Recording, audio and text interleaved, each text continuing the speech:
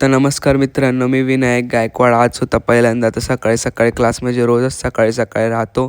पण मग आज होता, मग ते 4 तास कसे गेले ते मला माहिती. ते 4 तासाचं मग ते बोलणं ऐकून त्याच्यानंतर क्लास सुटला कसा तरी मी फुल बोर झालेलो होतो.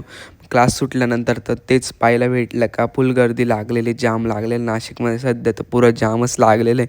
सगळीकडचे रस्ते खोदून ठेवलेले. आमच्या क्लाससमोर पण एक रस्ता खोदून ठेवलेला आहे. एवढा मोठा त्याचं काम कधी होईल काय माहिती. पुरं फिरून जावं लागतं. त्यानंतर मग माझ्या बहिणीचं चालू होतं इंटरव्ह्यू 6-7 वाजता काहीतरी चालू होतं तिचा पेपराचा. तिला कोणता पेपर द्यायचा होता म्हणून इंटरव्ह्यू चालू होता. मग त्याच्यानंतर मग मला फुल होत होतं बोर. मग मला एवढ्या दिवसानंतर अंशू दिसला तर मग मी याला घेऊन डायरेक्ट माझं काम होतं मला किराणा दुकानात थोडंसं. मग याला घेऊन गेलो होतो मी. याला पण काही काम नसताना मग घेऊन गेलो होतो. मग मला एकट्याला खायची होती पावभाजी म्हणून मी गेलो सुकून पावभाजीवर पावभाजी आणायला. मग पावभाजी आणल्यानंतर तिथूनच गेलेलो होतो मी माझ्या दादाच्या वॉशिंग सेंटरवर, कारण की गाडी लावलेली होती धुवायला. फुल चिखलनी भरलेली होती पावसामुळं. मग गेलो होतो दादाच्या वॉशिंग सेंटरवर. गाडी आणल्यानंतर मग माझी बहीण इथं मारत होती झाडू. हिचं झाडू मारताना पण ही गप्प नाही बसत. तिचं काही ना काही बडबड चालूच राहते.